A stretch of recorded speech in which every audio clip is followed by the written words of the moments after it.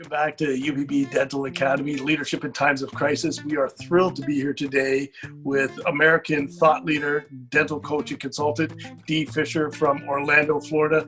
Dee, it's a pleasure and an honor to have you join us today to share your insight. We're doing this thing cross-border because we are one big dental family now. Thank you for joining us. Maybe fill us in a little bit about you, your story, and then we'll get right into this program today. Sure, Mark. Thanks for having me. I truly appreciate it. I'm so glad we're doing this globally. Just real quickly, decided to go to dental school. Just wasn't my passion, but I love dental. Went into the business side, went back and got a business education. From there, was always operating manager and or managing partner of 200 dental offices into design build company on my own, did about 150 of them across the States. But my passion is working with teams and systems, and I knew it, and that's where I went. So I appreciate you having me. And, it's not about me, it's about our profession. No, let's make this real today. Yeah, I think, like I said, I think one of the things I'm starting to teach now is the KPIs and things they're looking at are totally swapped, and they're not understanding. They have to now recession proof, because you look at people that are not. There's enough people in the States that are not going back to work, so you're getting a false sense of a skyrocket that's dip again, and that dip we need to prepare now, and so refocusing them, and they're seeing it. So it's just a switch of the KPI and the systems are going to be crucial, I think. So talk more about that. What do you mean the KPI is going to switch? So what happens is a lot of them are focused on some of the KPIs. We're focused like over-the-counter collections. We're focused on whatever it may be. Right now, I think the single most important KPI is going to be the retention rate and the unscheduled sales. People are thinking, wow, people are starting to come through the door. That's great. That's the pent-up dentistry that's been there. But out of what's coming through the door, what are you really scheduling? And what are you retaining for the next 3 to 4 or 5 months? And so I just did a study. We've had 3 practices go back. People are walking through the door, but the retention, they're like, well, we'll call back. We're getting a lot of reschedule. So all of a sudden, that KPI has to be number 1. Wouldn't that KPI always be number 1 though? I've always paid attention to retention and. You have, but there's a lot of doctors that don't make that a number 1 KPI, and readjust it. So a lot of doctors, they look at the number 1 KPI is case conversion and over-the-counter collections. They're not looking at retention rates. So now you got to look at the retention rate first, then go to the unscheduled. So that's it's a kind of a little bit of a reversed, but that will kind of recession proof them a little bit. And I'm trying to explain it. The best way I could explain it is, if you go on the streets in New York years ago, they used to have a juggler there, and he had 3 cups, and he'd move the cups all around. Right, and you'd have to guess what cup the ball was under. I'm like, you guys can't guess. You got to know what cup. I don't understand. They can relate to that. I'm like, okay, whatever. And so I take the cups. I actually do a demonstration. I did this for a guy in Arkansas yesterday. I took the cups and I said, and what cup's the ball? And he says, I don't know. I said, you're not paying attention. You have to pay attention, especially now. So they get it. It's like a really good visual. And I did it with the staff. They were cracking up. They're like, you're right. We're not paying attention. So we focus. Dee, I'm curious because there's a lot of fear on both sides on some of the teams coming back, because dentistry is in a high risk environment. And then how do we translate certainty and safety to the team so that when the patient comes in, they can feel the same way? Because it's one thing to tell the patients we've got all this PPE and we're following all these protocols, but I'm finding if the team isn't feeling that sense of certainty and safety, that whole experience is going to be a totally different outcome than if they were. What is it you're teaching right now to provide that? So what I did is we taught all the level of masks. We said, this is this level, this is what I did. We've done fit test. What I'm actually doing is role playing with them. I'm having them put on all the PPE gear, and having someone present to be a patient. I'm having someone to pretend to cough, to sneeze, and all these scenarios that would happen. And they get a good visual. And it's really not changed as much as they thought it changed. We're actually timing how long it takes to put the PPE on. We're going through every kind of scenario you want, but they're realizing it's really not as bad as they thought it was going to be. Because I was in a meeting where I was lynched by 100 hygienists and turned it right around. I said, okay, this is what we're going to do. We're going to get dressed. We're going to go in. And you're going to clean someone's teeth that's on the staff here. And they did it. And they're like, you're right. It's really not that much different. And then they're finding they can't breathe in the mask. Maybe this is too much. Maybe I just need the face shield with the level 3. So kind of my philosophy is put them in the situation.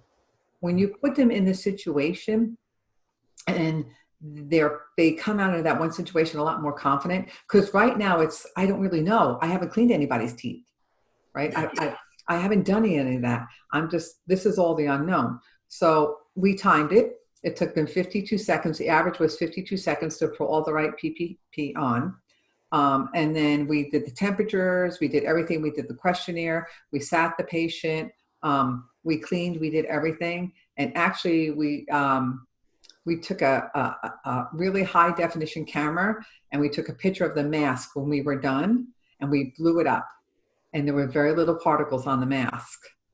And they saw that and they're like, well, maybe this isn't as bad as we thought it was going to be. So really putting them in the situation and teaching them, I think it goes a long way, because it's, like I said, it took away the uncertainty, Mark. Yeah. We did every one of these steps. And with every one of these steps, I'll go here, we put in there for them who was assigned, what was the process, because we actually did who was charging the iPad, who was getting the medical history, who was wiping. We did there was 180 processes in this. Oh, so you've got like literally from when they're in the parking lot to when they leave. We role played it all. They found all their glitches. This is one office. This is how they decided to do it. But they found all their glitches. They found, where it didn't work, where it did work. And every one of these steps, whatever was needed, that's what we did. They actually dressed, they sat, one was a patient. So it worked out really well. And I made them we did a team meeting for 4 hours and I made them, originally we started with this. We gave them this. We gave them a blank roadmap. Oh, that's perfect. Yeah. Brilliant. Right. So we didn't give it to them. And then every time we added a box, we would add a screen. We actually did a whole PowerPoint. We added a screen. So what departments go to this first box? So is that admin? Is it clinical? So we named it all the way through. And the doctors in Arkansas and the doctors in Oklahoma love this. That worked very well for the teams. Flowchart idea is awesome. And to involve your team I find that that's such a critical thing, because a lot of the times they'll come up with certain situations that I would never think of. Yeah. So it's really good to get everybody together and like kind of pull out any possibility. So the next exercise was this. How are we open and who are we open and who's being assigned? What staff members, how many columns were opening on the schedule? So we went through the week of the opening, the day before appointments, the day, everything that was happening. So they had to lay out for every scenario that was coming. They laid out. So there's like 5 slides to this. But then they understood. They got it. Yeah. So Dee, what type of restrictions do you have in between patients? Because I don't know if I shared with you, or if you know what we're experiencing up here is we've got this mandate for 120 to 180 minutes between any patients where aerosols are exposed into the operatory. Right. Well, they told us 30 minutes is what they told us. But if we fogged, we would only have 10 minutes. So most of the doctors are fogging.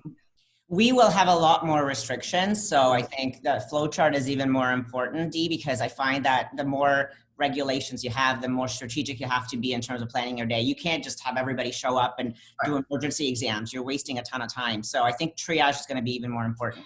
Yeah, and I think so. And that's why, to me, I did the flow charts for every situation. Yeah, I love that. Yeah, like I said, and that really helps. You're like me. You're like a systems girl. I can already see that. Like, listen, let's get this. And that's why now it's like with the KPIs and everything. And I'm telling them, the system now is so important as people are coming through your doors. And the retention KPI, we've always had it. We wanted 95% retention on the hygiene side, whatever we wanted on the clinical. But now they're not. They're more focused on the PPE and getting people in instead of what's going to carry you, really, your cash flow. So I think that's a big hiccup here. So let's take this all the way back to the end of February of this year. You came in, you had a certain approach. You've got an amazing skill set to coach and bring and level people up. We go through COVID. There's the obvious. What's your approach now when you walk into an office? What's the first thing that you set the table with? I set the table with, you have to think of this as a pseudo de novo. We are reopening. You have to think back to the beginning. And I think that is crucial. With all your systems, your cash flow, you need to think of as this as a pseudo opening. So almost as, you're thinking as a beginner. Mm-hmm. Go back to when you opened your practice, go back to what it looked like then. How did you ramp up? And what were the key systems? Because we were humming. We loved it. It was great. We're not humming right now. You're facing three things, I think. You're facing the biggest thing is your cash flow. You're facing fear, and you're facing a possible recession. Right. So if you go back to when the housing market crashed, way back when, for us who are older, right? We had to think all of a sudden we had a recession proof. Okay, so that's the difference. The mindset now is to really look at how you're going to put those three platforms together. So to do that, you have to think of this as a pseudo de novo. That you're at ground zero. What are you going to do to ramp up, and what are you going to do to level off, hopefully, and then start growth again? So that's kind of where I've taken them, and I've had every doctor redo their vivid vision, also redo their core values, and redo a vivid vision with the team. So we did a business vivid vision, and we did a facility vivid vision, and a team vivid vision. And I basically just used the checklist and went down with 10 questions, and they rebuilt it. And in rebuilding it, especially with the associate doctors, it was quite the task, because some of the associate doctors that aren't owners haven't felt that pinch. They heard we had the loans. It doesn't work that way. So my answer to you is go back to that mindset of I'm starting out, I'm starting over, I'm starting at ground zero, and open your mind to that. Yeah, exactly. I'd like to flip that, because I think that's really, really a great exercise for everybody to do. But I find that we get a lot of people saying they're just overwhelmed. So I guess I want to add another level to this and kind of challenge you to tell me what you see that's good about this. Like, what's good about what happened that we can kind of put a positive spin on this exercise?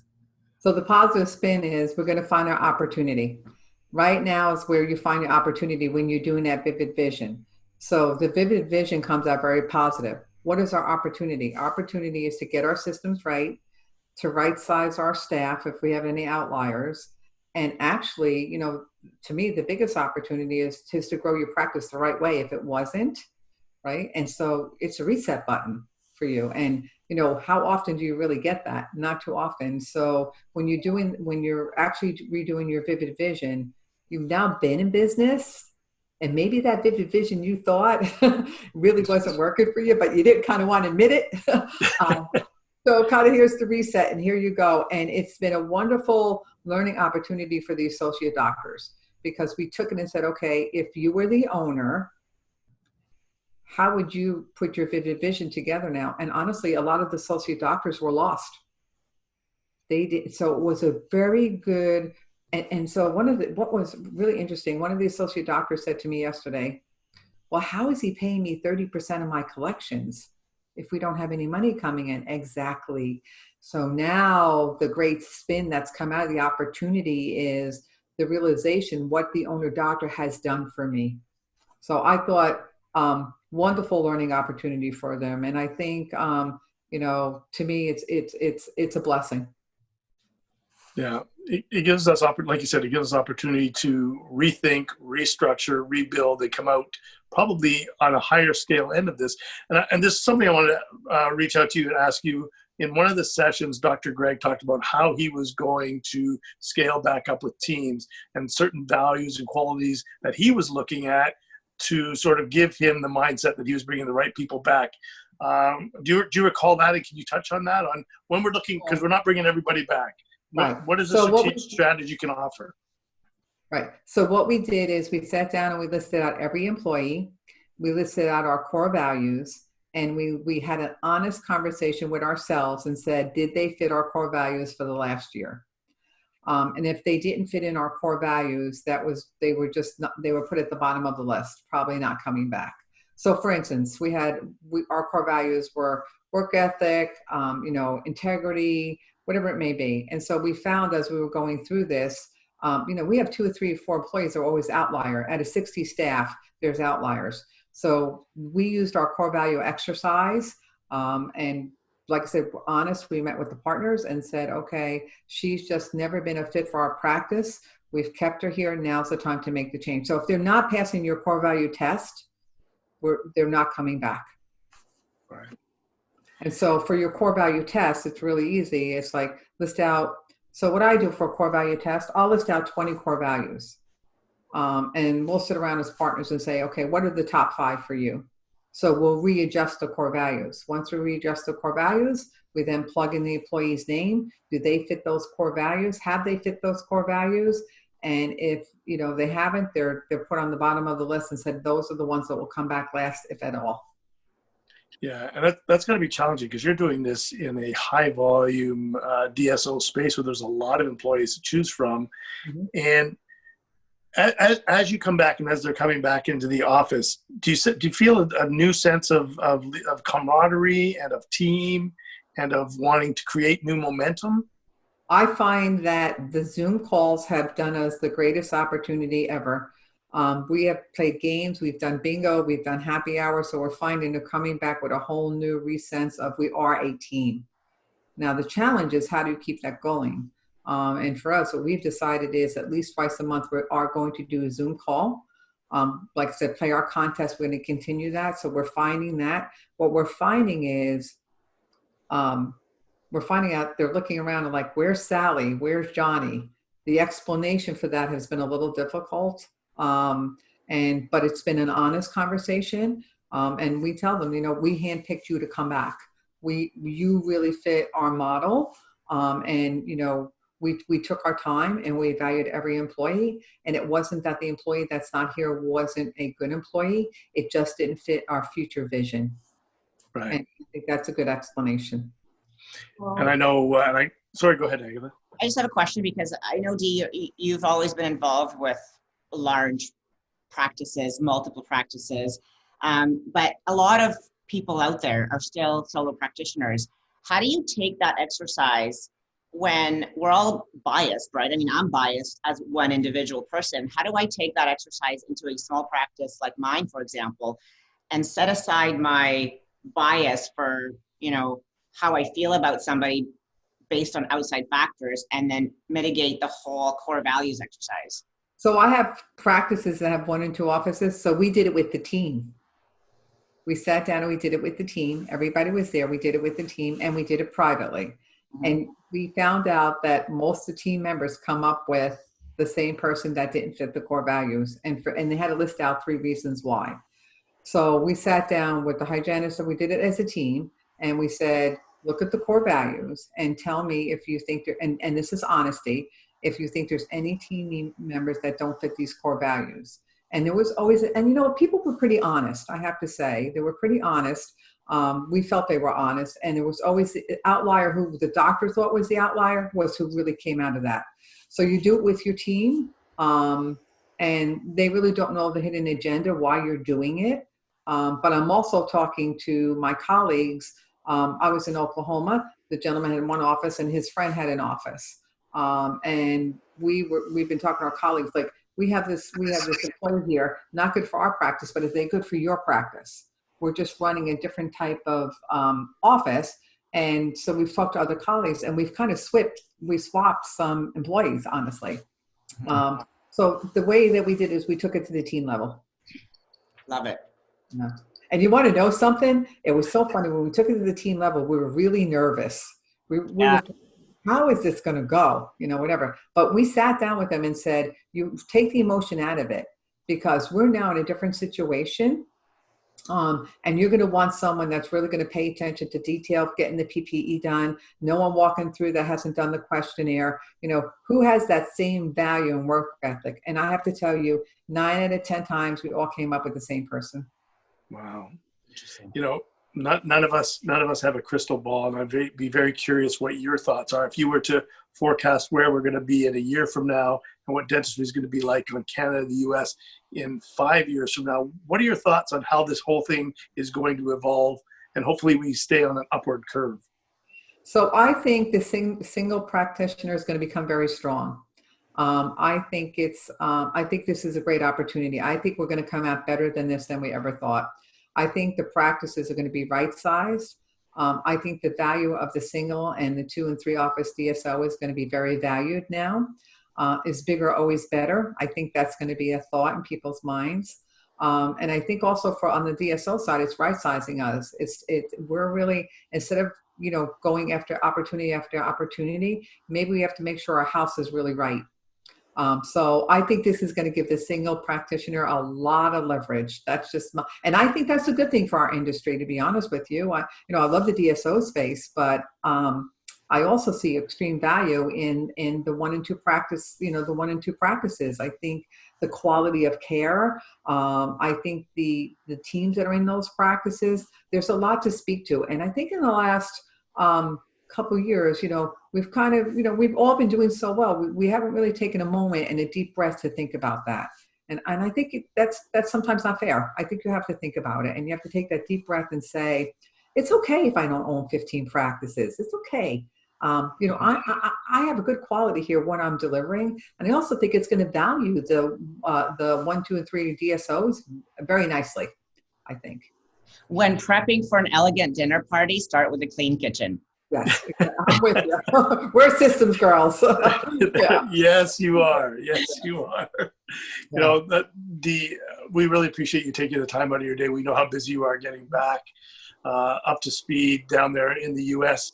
And the one thing I truly appreciate about you and I'm grateful for is your insight and your passion and your honesty, your authenticity for the doctors, right down to the teams, and that extends into the patient. And you're making our world a better place, so I thank you for that. Thank you. And I feel the same about you. And I'd love for us to do a conference together with the Canadian side and the US side. And I'll tell you why. My thought process is there's so much learning from both sides that we've never really crossed together. And I think it's just going to be a value because, now we're global. We've had this global experience. And like for me, I love the way I love some of your systems that you have up in Canada, and how do we adopt them here? And how do you guys adopt some of our systems? So I will tell you that I've already, have that thought process. Some people on the call said, like, we would love to join that. And I said, let's do it. Yeah. And this is the opportunity that's coming out of this, because we all need to talk now. We all need to say, okay, what are you doing that's better than I'm doing? And vice versa. And how do we put it together? Because we're global. Yeah. We're global. Yeah. So I would love to have that opportunity for us to put that together. Yeah. You can certainly count us in on that, because we're looking to do something very similar. So we would be happy and thrilled to be participating in that type of engagement. It's so funny. One doctor says, what do the offices look like in Canada? Igloos, bleep, bleep, bleep, snow covered. But I think that really what they're paralyzed through the ice fishing hole. Exactly. I think they really wanted to ask, what's the mindset of a doctor in Canada? Yeah, that's what I think. Yeah. Funny. And I think this whole thing has brought us so much closer together. I've noticed so many more conversations have started. There's so much more sharing of intelligence. And I think, like you said, there's opportunity in all these obstacles. We need to take advantage of it to move our industry forward, to be stronger into the future. So if you refocus and have that positivity going in, it's going to be 100% better. And that's just a simple system. I love it. And on that note, Dr. Biss, thank you as always. Dee Fischer from the Fischer Professional Group in the USA. We can't wait to collaborate with you in the future. I'm Mark Gillard. This is UPB Dental Academy's Leadership in Times of Crisis. We'll see you next time. Thank you. And don't forget to do the intro. Dee, I know, that's what I was just going to say. Don't wait, we need to introduce you. I have a little sticky. intro. Who the hell is this lady? And we're back.